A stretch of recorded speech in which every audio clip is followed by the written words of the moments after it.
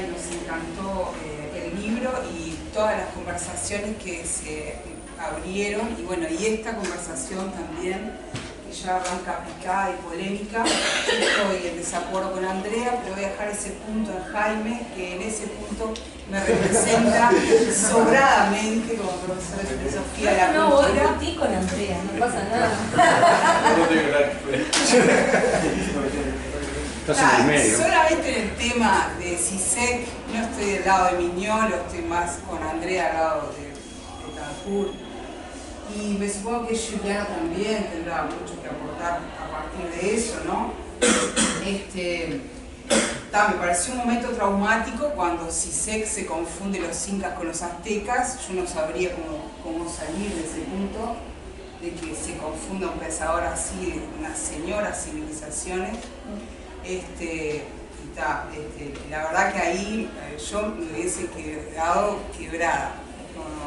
No sé cómo salir de allí. Ese sería el único punto. Pero me parece que las sabidurías indígenas, decir que no le dan nada, es una pose que vos hablás muy bien, es irreverente, porque Marx tomó de Morgan de aquellos primeros indígenas que conoció, entonces yo creo que CISEC lo sabe. Y por otro lado, que él utiliza varios sistemas de Linux y entre ellos está Ubuntu. Yo creo que él lo sabe lo que significa. Entonces, que ninguna sabiduría le dé nada a Europa es como algo... y que no le aporte ninguna sabiduría a las indígenas es como un tanto provocativo, es un juego, es un diálogo, pero no me parece necesario en este momento, en este lugar. Pero me parece que yo estoy convocada acá como pedagoga, me voy a encargar de esa área, de ese tema. En esa clave quiero hablar y dialogar, y creo que sobradamente, como ya lo dije, Jaime puede abrir esta temática, complejizarla con ciertos cuidados frente a Andrea, y Juliano también puede como armar el panorama en el que se autometió, porque tú fuiste a preguntarle a CISEC de eso, ¿no? Bueno, entonces está desde el punto de vista pedagógico y en clave pedagógica, y como si fuera invitar a mis alumnas de pedagogía de primer año, invitarlas a amar una pasión, una vocación, yo los invito a leer este libro. Entonces eso es a lo que me voy a dedicar por un breve lapso, ¿no?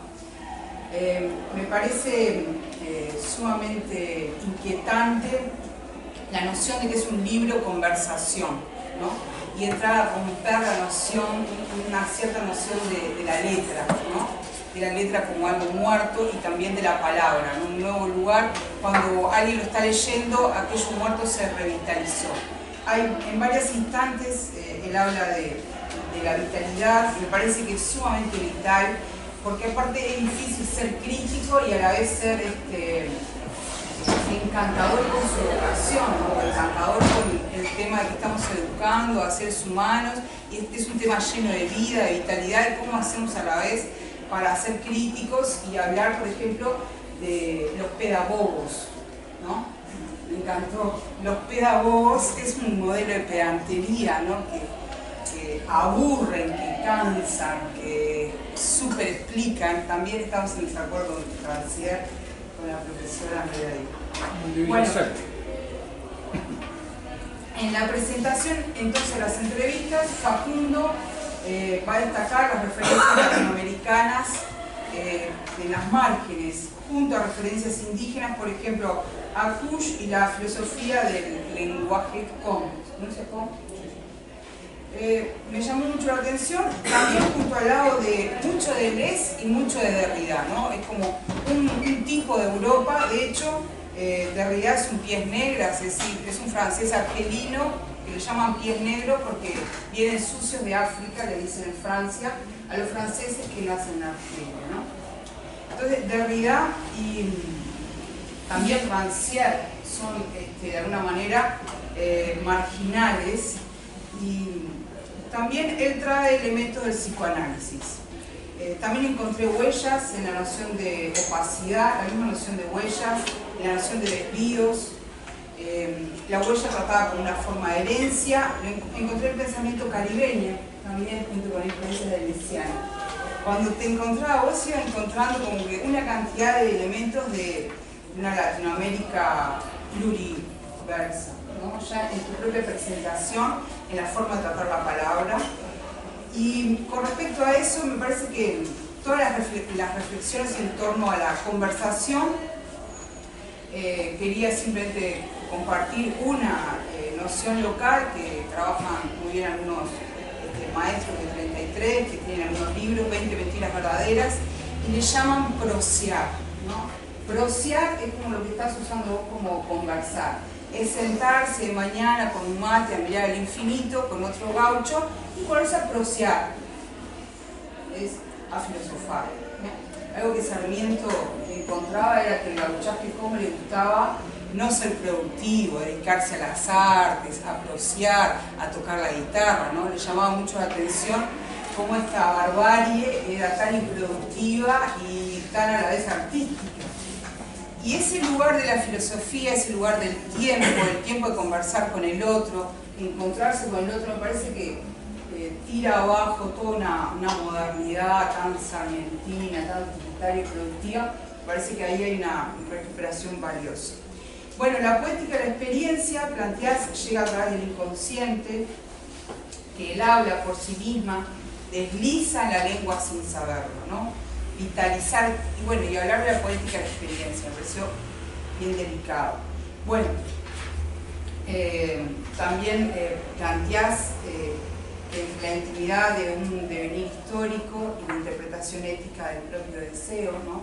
Aparece el sujeto, aparece la conversación, entregarse un afán imposible, aceptar lo impensado de lo propio como ajeno y lo ajeno como propio, ¿no?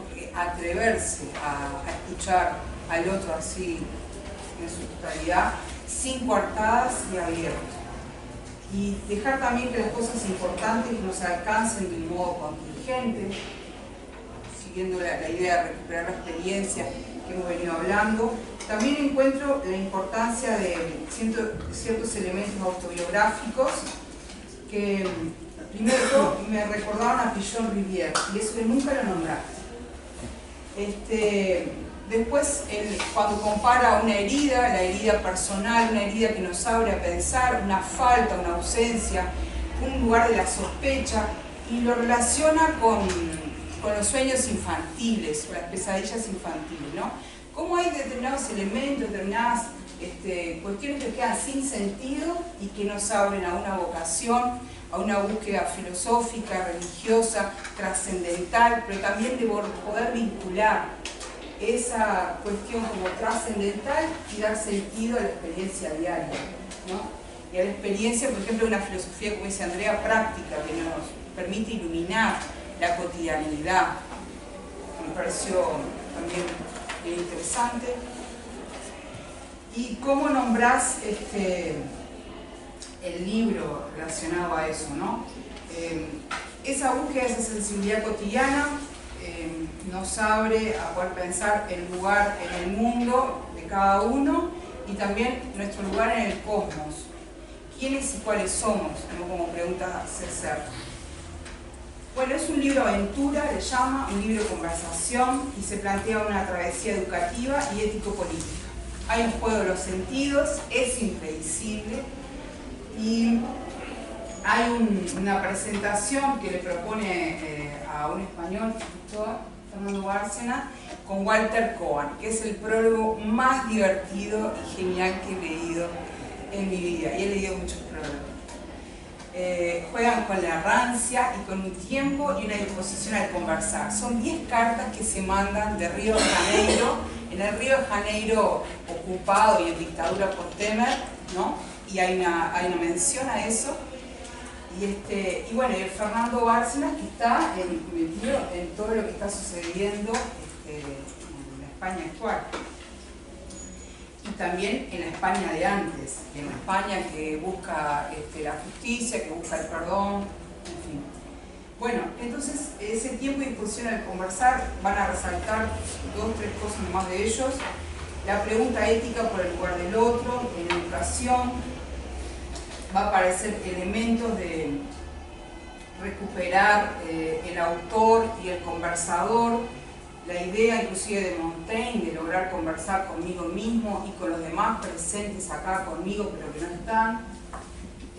Y me pareció bien importante resaltar la escritura conversacional y los diálogos. Inclusive en este sentido me parece que podrías estar como tirando ahí algunas pelotas para el área de las lecturas caribeñas, ¿no? Me pareció que ellos ya estaban como que instalados un poco en ese manejo del juego del lenguaje y tú también.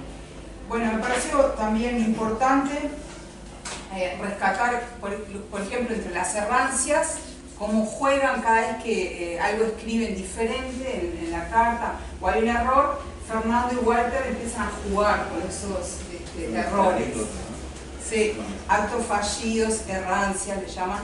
Uno de ellos, y es un juego, es criblar, ¿no? Paran de jugar, pero es bien interesante el arte de los humanistas, el arte de la educación, también el arte de educar, y aparece en varios lugares de la conversación y del habla. Yo ya nombré alguna de la palabra que podía revitalizarse cuando hay un lector, cuando hay alguien que la recibe, también la conversación como prosear, y también la conversación amistad, ya en ese lugar cerca del prosear, ¿no? Bueno, me pareció bien interesante algunas críticas que plantean con respecto al tiempo, a tener tiempo para problematizar, para desplazar, para desfamiliarizar, para suspender, para poder reflexionar. Y ese tiempo no siempre es solitario ni ocioso, ¿no? En un momento hay un tema, tenemos que volver a la Grecia antigua y ociosa, y dice Coan, no, los profesores trabajaban mucho, le dice a Fernando. En realidad los ociosos no se dedican aparte a pensar. Y hay una mirada ahí latinoamericana que me pareció bien interesante. Bueno, quiero ya empezar con los momentos pedagógicos que elegí en Facundo, mirando entonces desde el punto de vista de mi oficio y aún más de mi vocación. Y busqué en cada entrevista y en la propia presentación de Facundo de las entrevistas, busqué momentos pedagógicos, ¿no? Para resaltar. Entonces que en cada autor apareciera algo en donde él lo mira autobiográficamente a ese autor, ¿no? Alguna pista, alguna, como si fuera una mirada de maestro o de maestra que mira qué hizo Butler cuando era niña. Y también algunas claves para pensar cómo aplican, siendo docentes, ellos todas sus ideas y buscan esa coherencia, ¿no? Entonces, primero de todo, me parece que está él mismo como docente, hace todo un trabajo sobre las interrogantes, sobre las preguntas, sobre el lugar, y le pasa, es decir, abre e instala la conversación con sus entrevistados de una manera bien especial y cuidada. También entras a trabajar y a criticar las preguntas tontas, las preguntas pragmáticas del ser experto, el específico, el técnico, el exégeta o el sacerdote.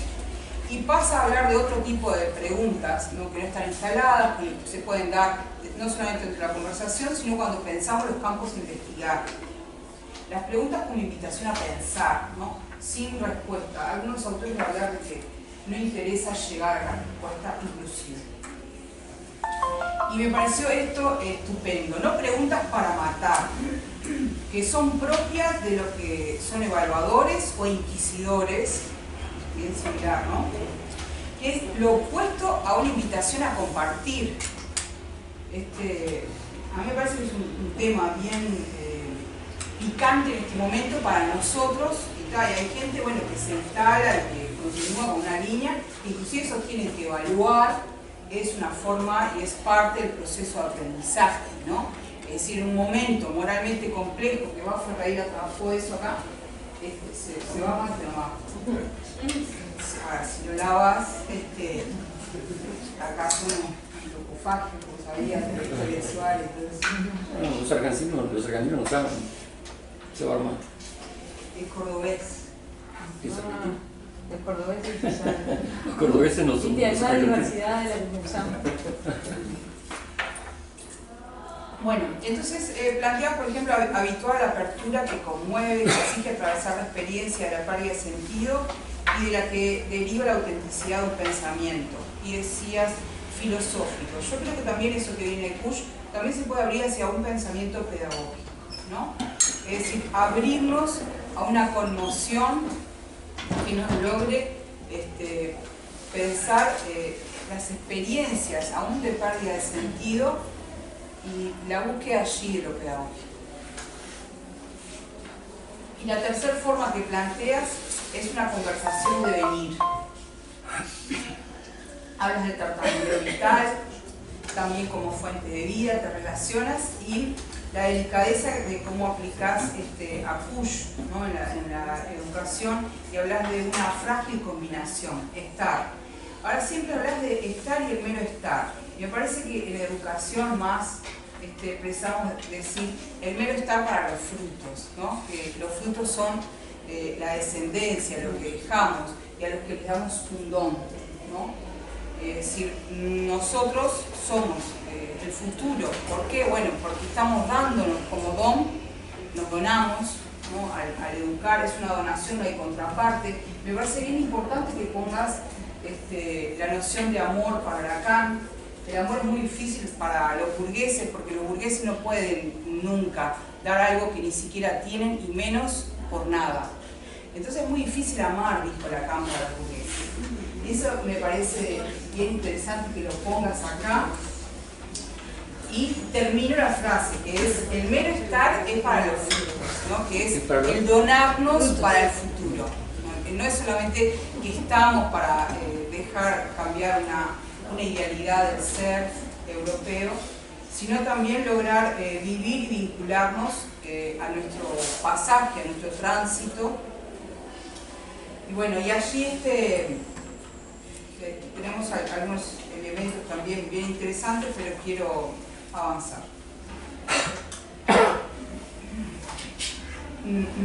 Los invito principalmente a mirar todos los momentos en que habla inclusive de la pedagogía policíaca, todos los momentos en que habla de evaluación y que la critica, ¿no? Y como que se va notando que está por defender una tesis doctoral donde trabaja el tema de la evaluación. Entonces todos los docentes y gente de filosofía de la educación en general, me parece que en esa clave tiene que mirar casi todas las páginas del libro, y que pasa tirando como pequeñas semillas, ¿no? Frutos, podríamos decir, de su trabajo, de su esfuerzo.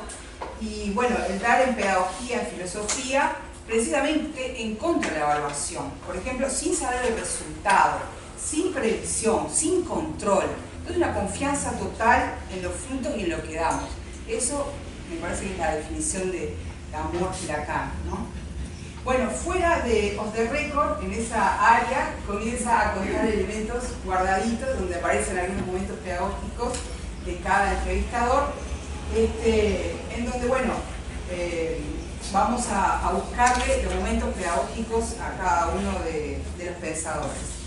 Zizek aparece como el maestro irreverente, ¿no? Un maestro también atrapador, sumamente divertido. Y vamos a ver algunos detalles de su pedagogía. No da clases en su país, no pudo dar clases en su país, porque cuando empezó a dar clases en su país estaba el comunismo, se llama puro, ortodoxo, en fin, no sé cómo se llama, y no pudo dar clases, así que trabaja en otras partes del mundo y se dice que es un turista en su tierra. Cuenta Facundo cómo llega inquieto y nervioso, más socrático que nunca, y por las inquietudes pedagógicas que le iba a plantear él. No asegura obtener respuestas y pasa rápidamente de la provocación a la conceptualización y del cine al chiste. De hecho, hay algunos chistes que compartís, te mando. Por ejemplo, que Argentina podría ocupar algunas partes de Chile, en fin, y después hacer un plebiscito. Bueno, me pareció genial que algunos pusieran. fuera del eco traumático de los sacrificios humanos entre los incas, y que ninguna filosofía ha encontrado que le dé más sabiduría, me pareció interesante. Me parece que hay algunas discusiones, hemos hablado en la línea de investigación, que están mal planteadas entre el enfrentamiento, por ejemplo, entre Rancière y Zizek, porque hay lugares comunes que hemos logrado visualizar, conversar, y lo estamos conversando aún, ¿no? Estamos instalando un poco la idea tuya de conversar, con la que nos vamos a quedar. Bueno, Walter Mignolo, ¿cómo lo define? Infancia inquieta, pero no solamente por su infancia, por ahora es un infante inquieto, Mignolo, ¿no? Un desobediente que enseña a desobedecer. Entonces plantea una biografía desde la escuela que le hace Facundo, que es sumamente delicada y aguda, ¿no? De la primera, no digo la primera infancia, desde la primera escuela de los 6 años. También como la de Butler, que te dedicas a hablar de su escolaridad. Me pareció que tú fuiste cálido al decir que Mignolo es cálido, que vive lo que siente y lo que piensa. Me pareció un retrato cuidadoso de Mignolo. Quiero decir que con el de Butler es uno de los más cuidadosos a nivel de retrato. Y me parece que la mirada a nivel pedagógico más compleja de Mignolo es aprender a desaprender para poder reaprender. Es pesado, es complejo, pero permanentemente creo que lo tenemos que hacer. Se nota en tu esfuerzo de escritura. Cada vez que decís ser, luego decís estar. Bueno, y en ese esfuerzo se nota la opción, una opción por América. América es una opción, es una decisión que vamos a tomar y no depende de nada pasado, ¿no? En eso estoy de acuerdo con Zizek. Hay milagros imposibles. Hay una opción por Europa creada, ilusionada de una cierta construcción europea, y hay una opción y una mirada sobre otros mundos posibles, inclusive dentro de la propia Europa. Acá hay compañeras de España que nos han mostrado la riqueza inclusive del Sahara español y de España como evidentemente como una comunicación con África bastante insospechada. Bueno, Mignolo recibió sobre él una mirada diferente, manchada de colonialidad, graba la diferencia, se da cuenta de que no es un hijo de doctor y de abogado, sino que es un hijo de una persona rural de campo y vive permanentemente esa mancha de la diferencia en la mirada.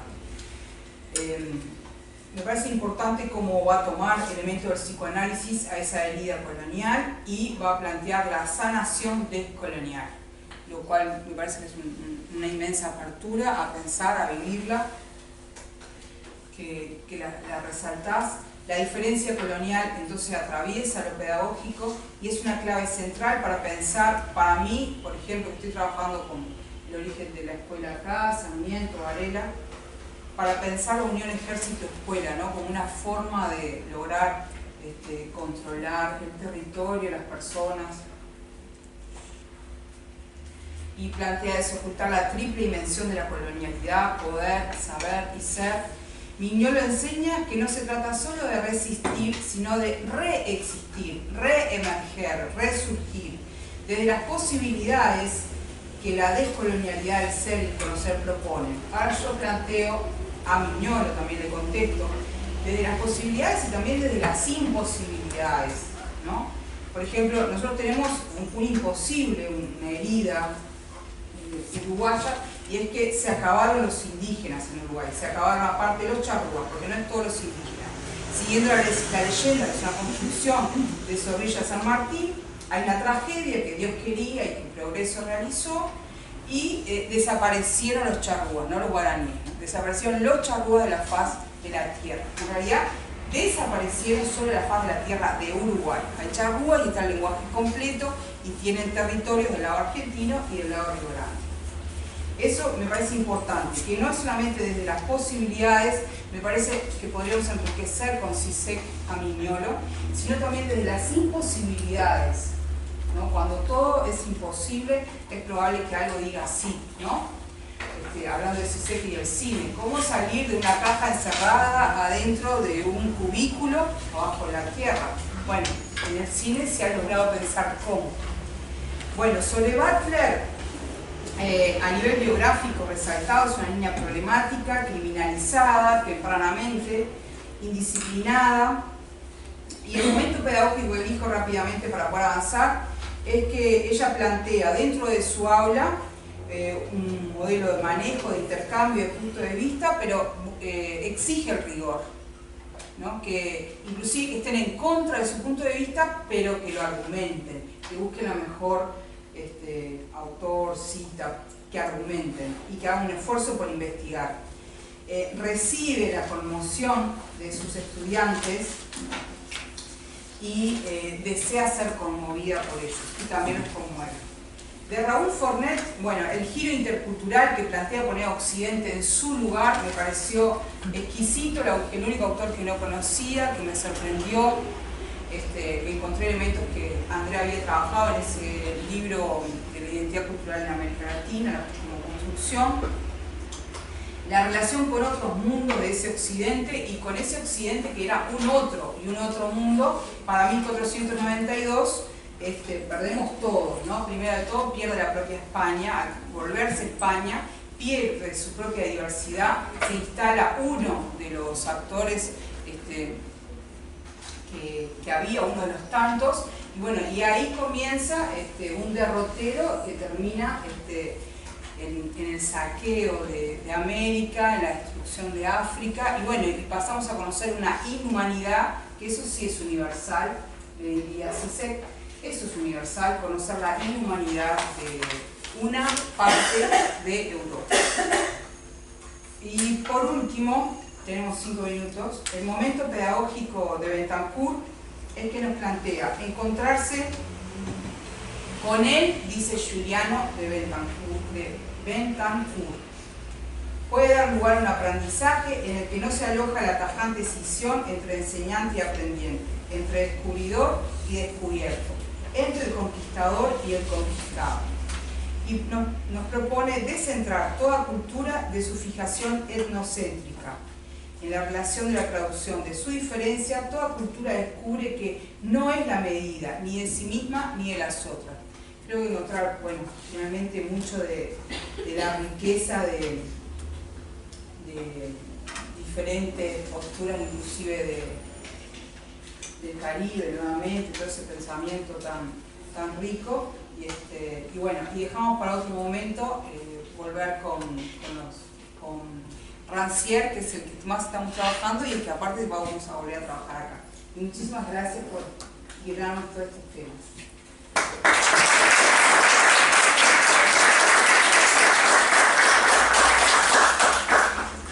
Bueno, van a agradecer que sea breve, seguramente. Sí. Voy a lo central. Una presentación de un libro es como la presentación de un bebé, un ser nuevo, vida inorgánica, y lo que hacemos los padrinos es hablar de las características del bebé, qué gracia tiene, etc. Y lo digo muy rápidamente y intentaré explicar esto. Este bebé es bello, es interesante y es monstruoso.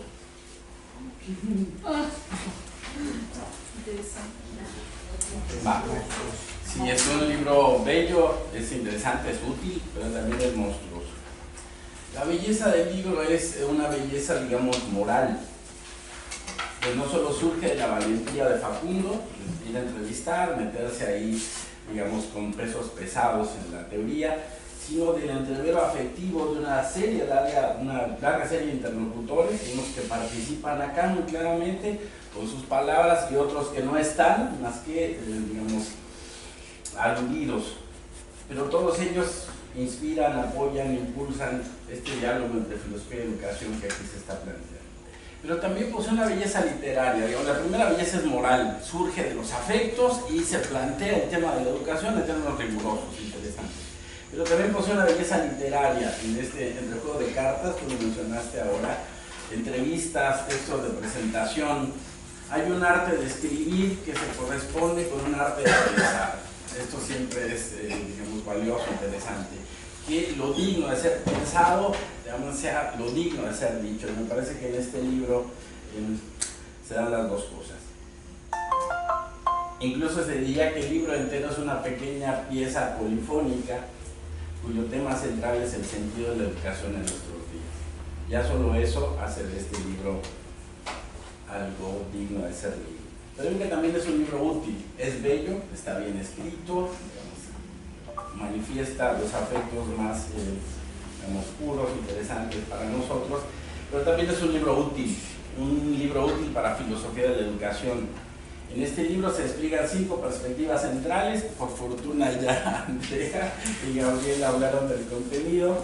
En entrevistas a Zizek, a Mignolo, a Butler, a Fornés de Betancourt y a Rancière, cada uno de estos autores y de autoras, escuchando Butler, han desarrollado teorías sobre nuestra época, sobre el colonialismo, sobre la violencia institucional. Curiosamente, Butler no insiste tanto en el asunto de género acá, sino más bien en la violencia brutal que no vemos, porque está, digamos, naturalizada, en la violencia brutal que significa todo el sistema educativo. Es una violencia brutal, incorporada, etcétera, pero ella insiste en este punto, me parece valioso que lo vea acá.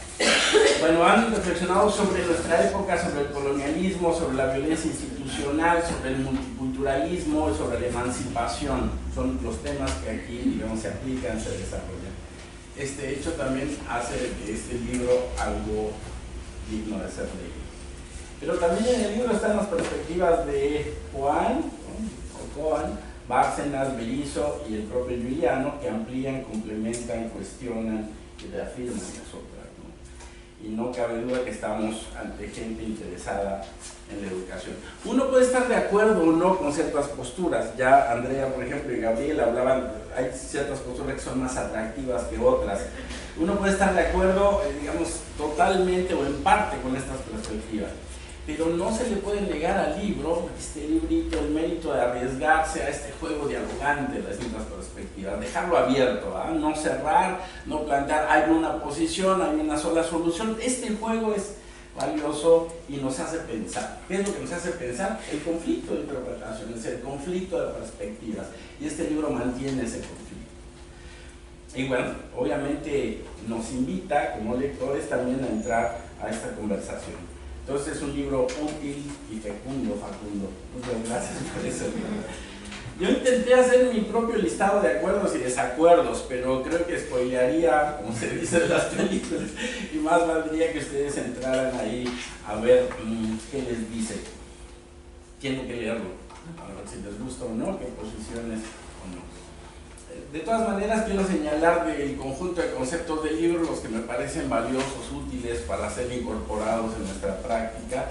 Este sano eurocentrismo, si se puede hablar así, no, porque siempre hablamos del eurocentrismo como el malo, ¿verdad? Pero hay un sano eurocentrismo y hay un sano etnocentrismo. Cada pueblo que dice, bueno, nosotros somos valiosos, quizá no más valiosos que otros, pero somos valiosos, ¿verdad?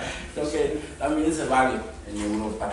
El concepto de desaprender para aprender de Mignolo, la educación como despliegue de potencia, esto es lo bonito de Butler. O sea, la idea espinociana de que la educación sirve para desplegar la potencia de cada uno, el que llamaba Conatus, ¿verdad? Spinoza, es muy bonito. Educar para la convivencia intercultural, que es el futuro es intercultural, inevitablemente tenemos que aprender a dialogar con otros que piensan distinto. Educar para la emancipación contra el poder profesoral, que es el caso de Rancière, ¿verdad? Digamos que lo interesante de Rancière no es tanto quizás hasta el método, sino más bien la idea de que hay un poder profesoral que es necesario cuestionar para incentivar el aprendizaje. Eso me parece valioso. Y bueno, el mismo concepto de conversación, ¿no?, que está a la base de todo el libro y que postula bien una educación mucho más dinámica. Pero también decía que es un libro monstruoso.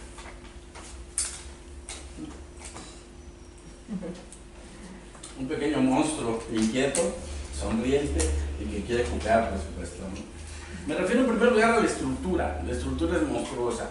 Este libro tiene un prólogo que no es un prólogo, realmente no está hablando el prólogo del libro, si no está hablando de otra cosa, se ponen a mirarse cartas y a hablar de cualquier cosa que se les... Claro, en relación con la educación, sin duda, pero no es un prólogo del libro, son unas cartas que se envían gentes que están interesadas en la educación. Tampoco el epílogo es estrictamente un epílogo porque no reúne todo lo que se está planteando ahí, sino es la posición de quien epiloga, digamos una posición valorativa que recorta ciertas cosas. Los mismos entrevistados, aquí se dice conversaciones, yo diría que son entrevistas estas 5, ¿no? Porque si bien Giuliano, quien hace las preguntas, las prepara e intenta llevar a los autores o a los que hablan a ciertas posiciones, me parece que más bien son entrevistas, más bien lo que tú aportas después es, digamos, la introducción, la presentación, etc. Lo cual no le quita mérito, pero sí es una parte de su monstruosidad. Un cuerpo de entrevistas que se presentan como conversaciones, un epílogo que ya es una toma de posición y los mismos entrevistados que tienden a rebasar siempre esta red de preguntas que pone. Bueno, que sea monstruoso no le quita lo bello ni lo útil. Hay monstruos bellos sin duda, ¿no? Esto no se llama. Sino lo hace más singular, más atractivo. Es un monstruo muy atractivo. Porque lo que se dice en el libro es importante, es interesante y es actual. Hay monstruos bellos, decimos, y este es uno de ellos. Quizá la única parte fea del libro, tengo que confesarlo, son los dibujos. Quizá a alguien le gusten mucho estos dibujos, a mí no me gustaron, me parece que podrían mejor las fotografías o quitarlos de la... Pero bueno, tú dirás qué te parecen. A lo mejor son tuyos y estoy viendo. Bueno, para cerrar mi presentación, solo un comentario. El primero es que no basta tener buenas ideas y publicarlas. Es necesario todavía aterrizarlas y hacerlas viables. El libro nos ofrece un amable desafío para asimilar, para seleccionar y para aplicar lo que nos parezca más pertinente de acá. El ámbito educativo real es la piedra del toque de estas ideas y de todas las ideas sobre educación. Ahí le dejo, muchas gracias.